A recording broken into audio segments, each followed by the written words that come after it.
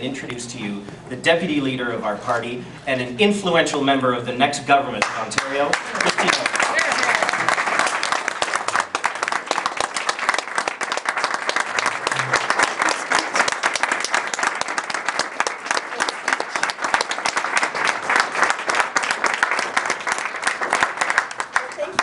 Graham. It's great to be here in the, I was going to say the great riding of Ottawa Orleans, but at this great fundraiser for Ottawa Orleans, and to be able to see you again, Graham, and to see many other friends in the audience today.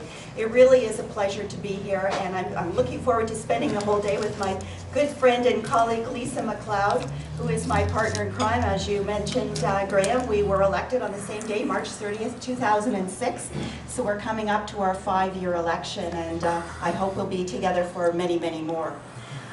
Lisa, as you know, is a great member for Nepean Carleton. She's done a great job, both for her constituents, but as you probably also know, she is our critic in the House with respect to government accountability. And since the Liberals don't really understand that concept very well, she's been really busy in the fall session, and I'm sure she's going to be equally busy when we go back on February 22nd. But she's also been really busy doing her part for the party. She's been traveling around, crisscrossing the province, talking about the Dalton McGuinty Hydro Hiker Tour, the call for a forensic audit of the debt retirement charge, and most recently for the Waste Watchers. So Lisa, you're doing a great job for our party. Thank you. Thank you very much on behalf of all of us.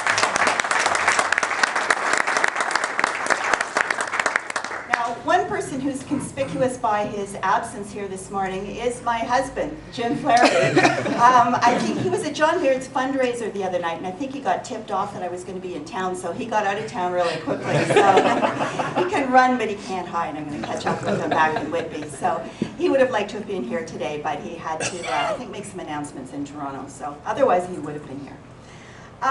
We're at a really exciting time for our party right now. As you know, you can sort of feel it in the air.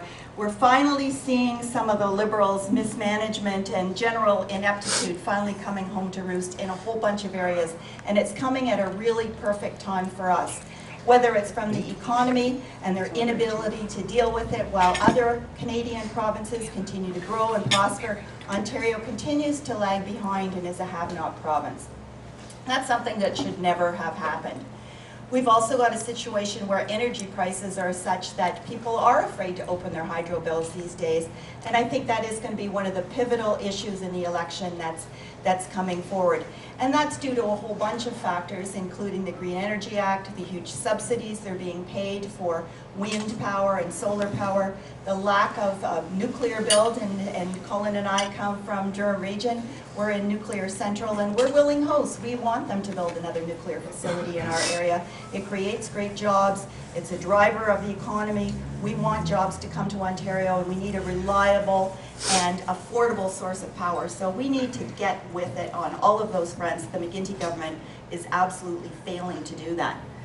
On my own personal issue, healthcare, there's problems that are showing up throughout the system, and I think you all have your own healthcare story to tell. But we know that there's some issues right now with the Winchester Hospital. Lisa and I are going to be doing a press conference with respect to that a little bit later this morning. But you can see it with crowded emergency rooms, with cutting back on nurses, with cutting back on services, failure to build and to refurbish seniors' homes. We've got the boomer tsunami coming through with waves of Alzheimer's disease and all kinds of other issues that we really haven't dealt with. Mental health and addictions issues, very close to my heart. I've had the privilege of serving on the Select Committee on Mental Health and Addictions. We're all pushing it, we're all lobbying our respective parties, and certainly I've been putting in my wish list to our party to do something about that, because it has a ripple effect across our entire system. So it's not just health we're talking about, it's housing, it's ComSoc, it's justice issues. We really need to get that on the map. And again, we're seeing a failure to do that by the McGuinty government. They want to just make a few small tweaks around the healthcare system and say everything's good. Well, you and I know that it's not. We've got a lot more to do. All of these things, I think, are going to resonate with the public when we start going out and knocking on doors, and we have the skill and ability to communicate our message. And just to let you know where we are as a party in terms of getting ready for the election, We've done a great job in recruiting candidates. We've got some wonderful candidates here in this audience who we hope will all be nominated in time for our convention in Niagara Falls at the end of April. This is really unprecedented for us to have all of our candidates nominated this far in advance of the election. And it really gives the candidates a chance to work with us as caucus, to understand the policy that's going to be unveiled, to really get to know the issues and to be able to go out and communicate them as we go door to door to door in the upcoming campaign. Money, we're doing well with fundraising. We're doing quite well with that. Of course, we could always use more, but we encourage you to speak to your friends and colleagues and get them to join up, make contributions, become involved financially as well as lending their hand in any aspect of the campaign. Now, the one issue that we have had concerns with in the past, shall we say, is policy development.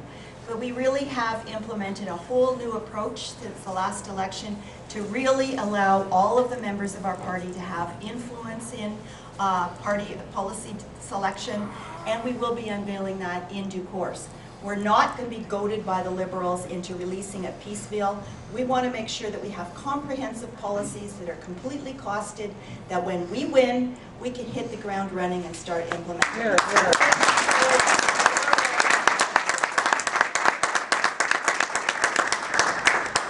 And finally, just in terms of volunteers, we have the best volunteers in the PC. Yes, we do. Absolutely. Lisa and I couldn't do the jobs that we're doing, and Royale and Colin, the same thing, the jobs that you're doing, without all of you as volunteers. And we know that we are going to be able to count on you in the next election, and we thank you now for all the work that you have done in the past, and that we know that you're going to go do in the future. Because with your help, and we absolutely need that, we are going to win in Ottawa, Orleans. We are going to win government, and Tim Hudak is going to be the next premier.